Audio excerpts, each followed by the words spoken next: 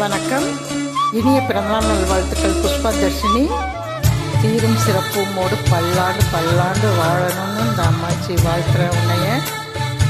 நீயும் தங்கச்சி வீட்டில் அம்மா அப்பா எல்லாரும் நல்லா சுகமாக வாழணும்னு நான் அம்மாக்கிட்ட வேண்டிக்கிறேன். சந்தோஷமாக இருக்கணும்.